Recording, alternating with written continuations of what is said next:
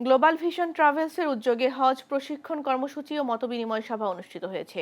শনিবার বিকেল ৩টায় রাজধানীর বাংলাদেশ শিশু একাডেমি শহীদ জিয়াউর রহমান মিলনায়তনে আসন্ন হজ যাত্রাকে সুশৃঙ্খল ও ত্রুটিমুক্ত করার লক্ষ্যে এই আয়োজন করা হয়।